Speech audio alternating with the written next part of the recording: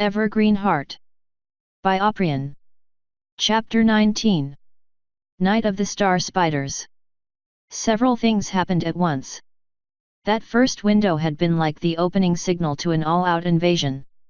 Within seconds the other three windows shattered. Two of them, like the first, had giant legs coming through that were grasping about wildly. The third window gave entrance to a trio of spiders the size of a Great Dane. They let out keening shrieks before they jumped the nearest ponies. A Pegasus and his unicorn mare friend. I swear, spiders should neither be capable, nor allowed to make such sounds. It sent a tingle of dread down my proverbial spine. The Pegasus took to the air and avoided the spider that came at him by a mere inch. But inside the lodge with its low ceiling, he had very little room to maneuver. Once the spider recovered from its landing, it turned about, and then shot a wad of strands from its spinnerets. The tangle of sticky string hit the Pegasus full on, rendering his wings useless. He hit the ground hard, momentarily dazed. Then the spider rushed back out the window, dragging the unfortunate Pegasus behind it like a struggling kite. With a shriek of terror he disappeared into the night. It all happened so fast none of us were able to respond. His mare friend fared little better. She fired a couple of spells, actually managing to kill one of the dog-sized spiders with some kind of cutting spell, before the third one webbed her up and dragged her screaming out the window as well. "Barricade the windows!" yelled Chopper as he swung his axe at a spider leg that was sticking through, cleaving it in half. The stump pulled back with a deep shriek. "Don't let any more of them through!" I ran to the nearest window, a pair of fly traps emerging from my shoulders as I went. I slammed into the windowsill in between the grasping legs, launching a wide spray of acid through the broken glass. I couldn't risk using it inside. I might injure or kill some pony with a stray splash. But out there, that was fair game. My efforts were rewarded by a tortured shriek and the hiss of melting flesh and chitin as the legs withdrew. I focused my power on the now trampled flower bed that had been growing beneath the window. With a magic burst I turned the broken plants into a thick spiked bush that covered the entire window. Behind me Trixie was working together with Chip on barricading the stairwell window. They used a combination of cantrips to rip apart the tables into individual planks, then Trixie used her rope control cantrip to bind the planks together into a rudimentary barricade, before the two of them attached it to the window frame with a combination of fancy rope work and what I can only assume were sticking charms of some sort. Crude, but it would do in a pinch. Another pair of spiders jumped through the back window, but this time we were slightly more prepared. I couldn't risk using acid, but I had more tricks up my sleeve. I dashed towards them, but one of them veered off and was met by Chip, who wielded a two-man crosscut saw in his magic. Don't ask me where he kept the thing, because I was sure it wasn't there a minute ago. As I passed him by I saw a couple of legs fly off from my peripheral vision. I had my sights set on the other spider. A pulse of magic fired a hail of cactus spines from my chest like a shotgun blast, skewering the second spider like some disgusting kebab and pinning it to the far wall next to the hearth. Another spider jumped in through the window behind me, only to be met with Chopper's axe. The spider's abdomen was split open with a wet crack as the axe rose and fell, splattering yellowish guts everywhere.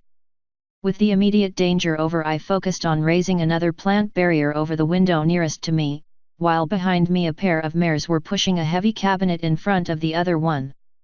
Just as they were about to complete their task, a trio of giant legs reached through and snatched one of them away in the time it took everyone else to blink. With a final desperate push, the remaining mare managed to slide the cabinet completely in front of the window, effectively blocking it off. Then she collapsed to the floor, sobbing in terror. Barely 2 minutes in and we had already lost 3 ponies. Not exactly a great start. Something heavy thudded against the door again, and the sound of skittering outside intensified. "We better reinforce the door too, just in case," Trixie said. "That would be wise," said Chopper as he and Chip began to push the second couch across the room and in front of the door. We then put as much heavy stuff as we could find on the couch. With the room as secure as it could be under the circumstances, we finally had a moment to breathe and reorganize. I felt a bit drained, despite having soaked up a day's worth of sunlight. Using that much magic in such a short time had eaten into my reserves considerably. I stole a glance at the remains of the spiders we'd taken out. They looked disgusting, but I couldn't afford to be picky right now. When no pone looked my way, I snuck a bite from one of the corpses. Damn, things taste like very sticky taffy. I don't really like taffy. I prefer fudge. Still, it was energy, and that's what I needed right now. What are we gonna do? Quickshot began to cry. The guy was obviously down to his last nerve. We're doomed. Panicking is not going to help, Trixie said. You saw what happened. Those things are gonna get in here just like they did before, and they are gonna get us and drag us off to be eaten, and we're all gonna get killed. I don't wanna die yet. I haven't even kissed my mare friend yet. And now I'm gonna get my organs sucked out by a giant spider. Oh Celestia, I wanna go hoo. Shut up! Trixie roared, making me and a few others blink at the level of ferocity she was displaying. Trixie has been through a really bad time, and yet she's still kicking. Trixie has met the dreaded Ursa Minor and survived that too. Trixie has been rejected, ridiculed, humiliated, and even beaten on several occasions. Yet now Trixie finally has a chance to put her life back in order, and Trixie has no plans to die here tonight. So you shut your noise hole and stay calm while we think of a plan. She glared at the panicking pony and snorted. Got it. Yes ma'am. Quickshot swallowed quietly. I leaned over and stage whispered to Trixie, feel better? Much. Now let's think of a plan to survive this fiasco. I must admit I was surprised by how well she seemed to handle the situation. But then Trixie has been fearing for herself for quite some time. Being alone on the road, I'm sure she's had to deal with her fair share of trouble, so perhaps I'm not giving her enough credit. We need to get help somehow, said Swiftwind. Too many spiders out there. The moment you go out, that's it, you done, said Chopper. I'm a pretty quick flyer, you know. It's even in my name. Swiftwind, 'cause I'm swift as the wind. Spiders don't care.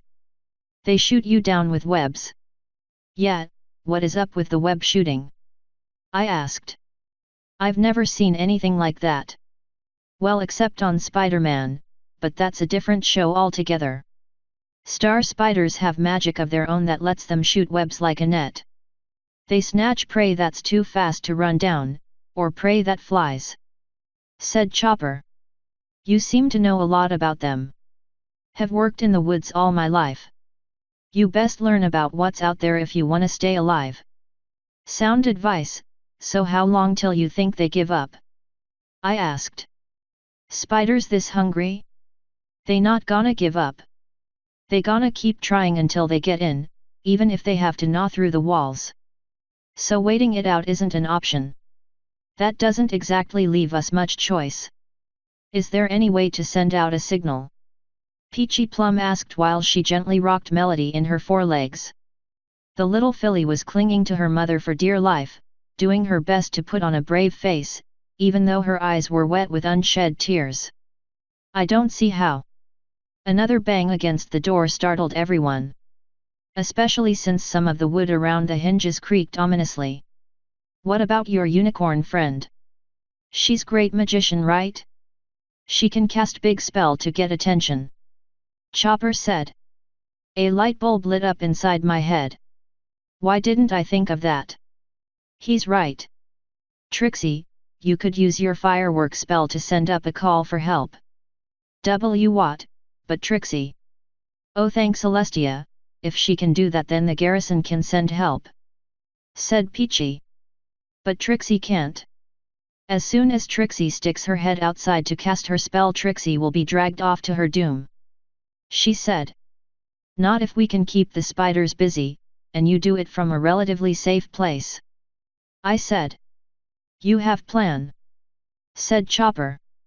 I nodded. You and Swiftwind take Trixie up to the roof. Keep the spiders off her. Trixie, you go up there and cast the biggest, brightest, loudest, single most spectacular firework spell you've ever cast in your life. I want ponies to see it all the way in Manhattan. Everyone else stay here, huddle up, and stay safe. I'll keep watch down here," said Chip, brandishing his saw.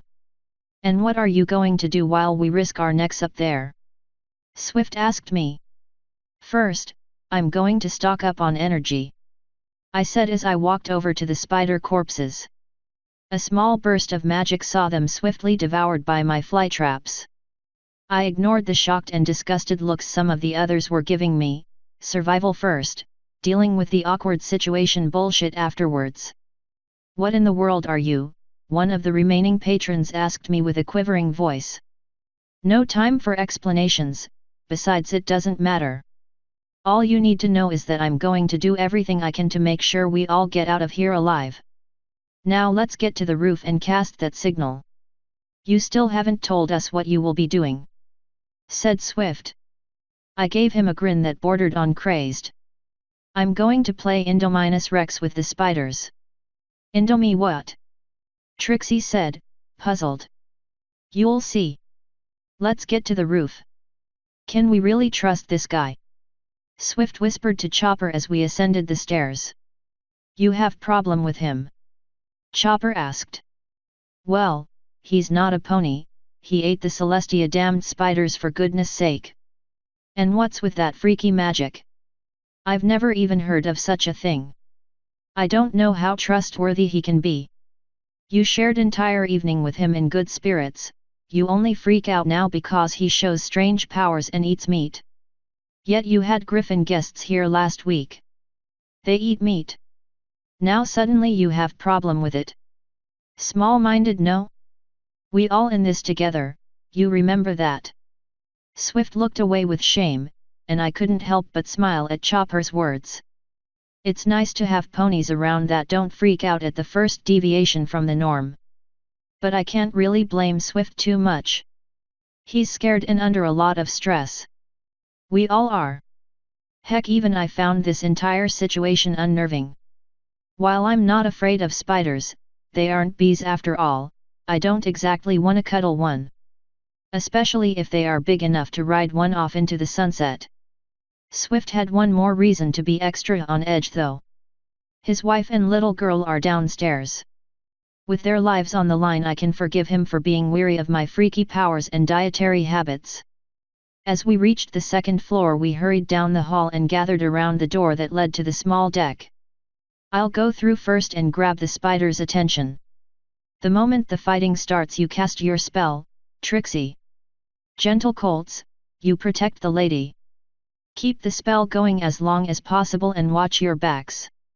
You sure about plan? You have strange powers, yes, but taking on many spiders alone is suicide, yes.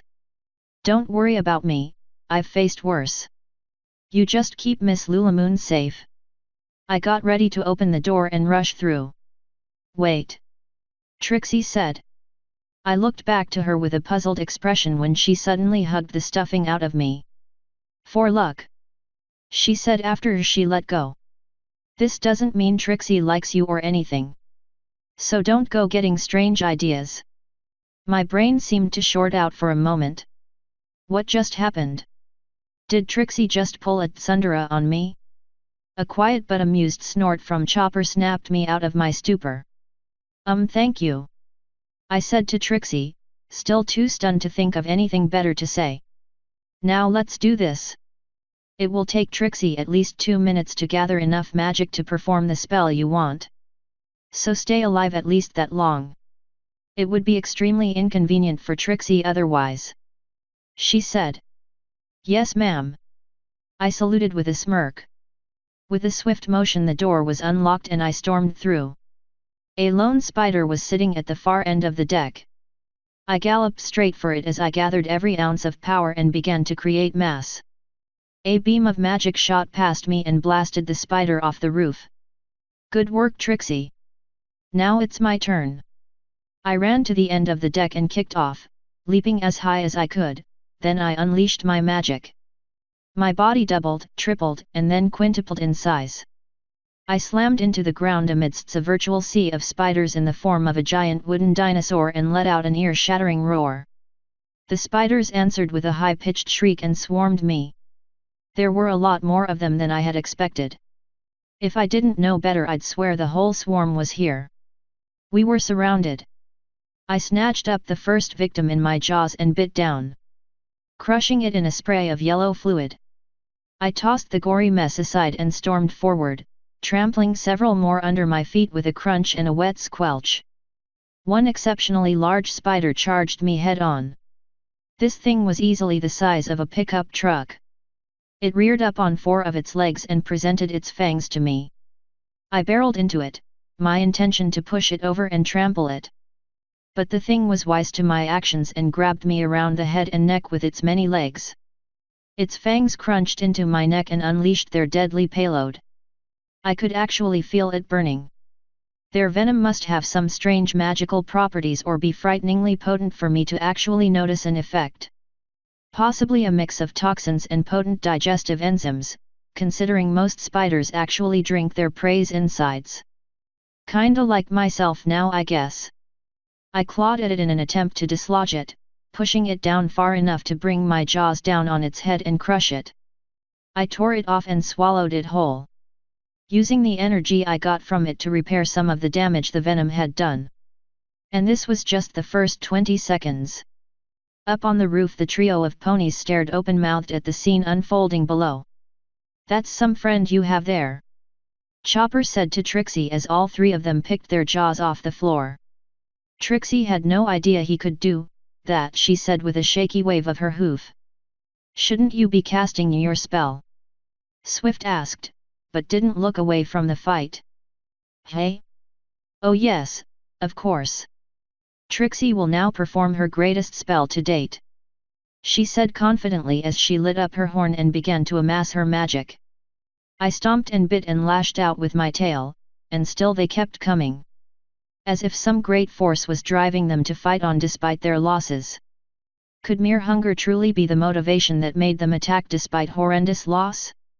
I snatched up a spider the size of a small horse and tossed it bodily into the side of the lodge, where it left a giant yellow splatter and chunks of chitin sticking to the wall. Like some bizarre piece of modern art. And then I learned something new, namely that these fuckers were smart.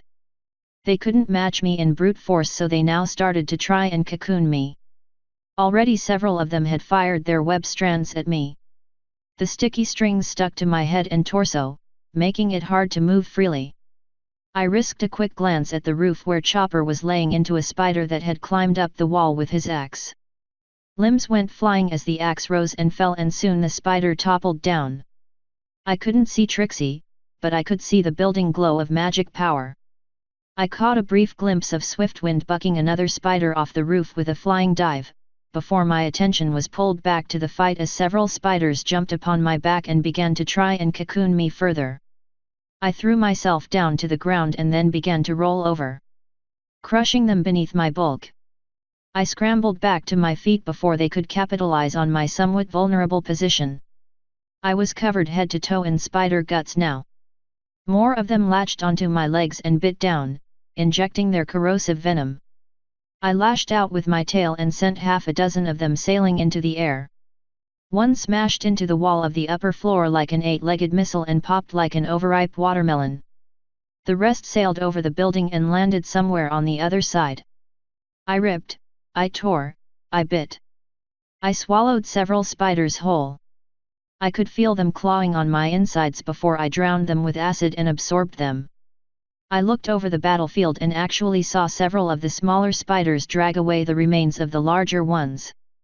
They must be so desperate for food that they even eat their own dead. I slashed a spider with my claws, tearing it open in a spray of yellowish blood, then slammed my foot down on the corpse. And that's when my leg snapped off at the knee. The venom must have done more damage than I thought. The wood on the inside was rotten and pulpy, like wet sawdust. I toppled forwards, crushing several more with my bulk as I landed. They swarmed over me now, biting, stabbing, spraying webs. I needed to change the game. I roared as I unleashed the last of my reserves. Hundreds upon hundreds of thorny spines exploded out of me as if I was a giant landmine. The spiders that had been crawling over me were turned into a fine mist of blood and guts. The ones behind them were torn to bits by the shrapnel of thorns and chitinous chunks of their own bodies. It bought me enough time to get back on my feet. I had to shrink down and rearrange my mass to form an intact leg. I simply didn't have enough power to generate more since I was burning energy as swiftly as I could replenish it. And the swarming mass didn't seem to have shrunk even a little. I briefly considered tapping into the earth itself to draw power from it. But truth be told, I was kind of afraid to. What if I accidentally went too far again? Tapping into that nearly endless reserve of power is such an overpowering rush, it's easy to lose yourself in it.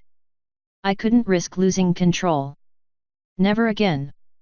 Something red flashed in my peripheral vision, then the sky lit up and everything was bathed with brilliant red light, accompanied by a boom like someone just set off a piece of naval artillery.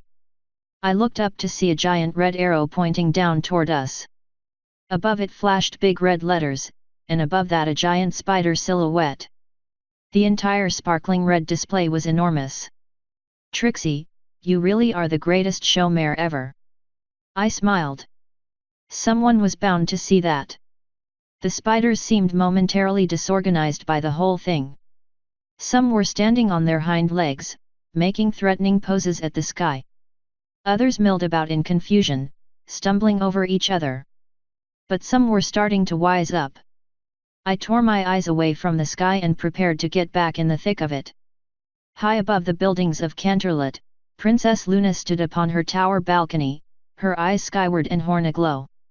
She was carefully weaving a tapestry in the night sky. Constellations and sparkling starfields formed overhead. It wasn't like she was actually creating or vanishing these stars. She wasn't even moving them. No, her magic actually changed the atmosphere of Equus so that the light of certain stars would shine through while others would deflect. Celestia might move the sun, and she might move the moon, but only the ancient forgotten ones could truly move the distant stars themselves. Luna found this task relaxing. Painting a picture in the sky the way a painter would do so on a canvas. And it also formed a good exercise for her magic. She had grown strong again over the past couple of months. Her coat had returned to its deep dark blue and her mane and tail had returned to their full ethereal form.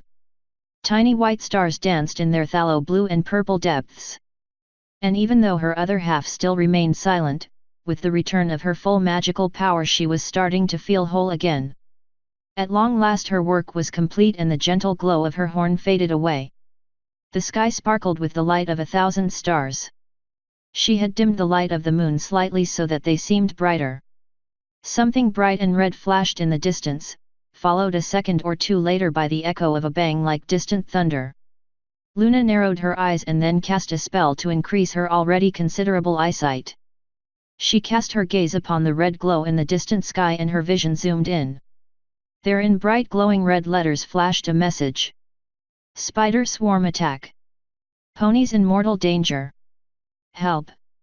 Aurora! Luna shouted as she galloped into her room. The Thestral mare emerged from the shadows like a ghost. Your Highness? Is everything all right? Ponies are under attack by a spider swarm. Gather as many of the night guard as you can, we leave to face the horde in 10 minutes. Luna said as her horn lit up anew. Her royal regalia vanished, to be replaced with finely crafted petrol armor. The armor was a deep black, as if it were made out of pure obsidian, and polished to a mirror finish. The petrol piece was joined by flanchard armor, which appeared to cover her back and sides. And her flanks were covered in a segmented crupper. A crynet covered her neck, leaving only a small section free for her mane to stick through. Her silver decorative horseshoes were replaced by studded plate greaves. Finally an elaborate chanfron appeared on her face, a dagger-like blade rose from it just in front of her horn, serving as both protection for her horn itself as well as an additional weapon. Your Highness? Are you sure it is wise to get involved personally? I'm sure the guard can handle things. Aurora said while Luna worked on adjusting the armor's fit. We may be a bit rusty, true, she said as an enormous crescent blade, almost like a giant mezzaluna with pointed sides, appeared in her magical grip. It was nearly as big as she was, but she wielded it effortlessly. And it may have been some time since we last took to the field of battle, but one never truly forgets how to wield a blade. Besides, we will not sit here and expect our guards to rush headlong into danger we are unwilling to face ourselves. Whatever peril awaits us, we will stand side by side with them, she continued as she gave her weapon a quick spin to get a feel for it once more. It had been crafted specially for her over 1500 years ago during the war with the Crystal Empire. Forged of Minotaurian steel and enchanted by the finest magi of the time to never lose its edge. The word Eclipse was engraved along its length in ancient equestrian rune script. Now please, do as we asked and round up the night guard. We waste precious time arguing while lives are in danger. Yes, of course, forgive me, princess. Aurora said with a deep bow. It may be her duty to keep the princess safe from harm, but she couldn't help but feel a delicious tingle of excitement run up and down her spine at the thought of fighting side by side with her mistress in battle. As soon as Aurora was out of earshot, Luna let out a shaky breath. She didn't feel even half as confident as she pretended, but she was not going to show weakness in front of Enniponi. And like she told Aurora, she would not sit idle and let others do the hard work. She intended to be more directly involved in matters rather than adopt her sister's wait-and-see policy. Okay, this was getting really difficult now. With my reduced size, the spiders became a lot harder to fend off. A lot of my attacks left them wounded rather than outright killing them. I snuck a quick bite from another corpse and used its energy to bring out a few flytraps, using them like point defense turrets. Their acid, however, was not as potent as it could be.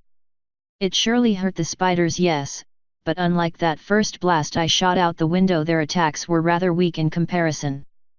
Leaving many a spider that got hit still capable of fighting, unless I managed to score a direct hit on their heads. I snuck a glance at the rooftop after slamming another spider aside with a body check. Trixie was swaying on her hooves, struggling to maintain her spell. The glow of her horn flickered in and out and beads of sweat were rolling down her muzzle and neck. What's more, the spiders seemed to have got wise to them and were now swarming the roof en masse rather than one or two at a time. Chopper and Swift were doing their best to fend them off, but they would be overwhelmed soon. And then things took a bad turn. A number of terrified shrieks reached me as one of the bigger spiders finally managed to tear the front door off its hinges and the small ones began to climb over the barricade. I charged blindly at the door, slamming into the big spider that was still lurking outside and crushed it against the wall with an oh-so-satisfying crunch. Chopper, Trixie, Swift. Get back inside, they got in. Get back and help the others. I yelled up at the deck as a trio of spiders jumped me and wrestled me down to the ground. I snarled and crushed one of their heads between my jaws, spraying brains everywhere. I felt the fangs of the others sink into me and the familiar burn of their venom followed swiftly. I kicked out with my legs, and through luck rather than skill caught one of them, slamming it into the wall beside me, shattering its back like an eggshell. Its broken body fell to the floor, twitching in its death throes. Another bite, another dose of venom. Part of my midsection fell away, sizzling and smoldering. I heard the sound of struggle from inside the inn. The death shriek of a spider as it got torn open by a saw. An impact on the wall as another was bucked into it. Hooves thundering down the steps, followed by unintelligible cries and the hoop zap of a magical blast. It is only now that I realize the red glow is gone from the sky. Trixie and the others must have rejoined the fight. More shrieks and the sound of something heavy slamming repeatedly into the wall and floor. Then a horrified, desperate cry of no, reaches me. A spider emerged from the door, dragging a silk line, at the end of that line a sticky silk net. And inside that net the tiny, terrified form of Melody Star. I throw myself forward, trying to grab the line, trying to stop the spider. I almost made it. Another spider slams into me and throws me off. I miss the line. I make another desperate grab for the net itself, but it's just out of reach. Several spider legs pierce through my weakened shell, one of my legs comes off again. But I hardly register it. My sight is fixed on that tiny crying filly as she's dragged off and vanishes into the dark of the night.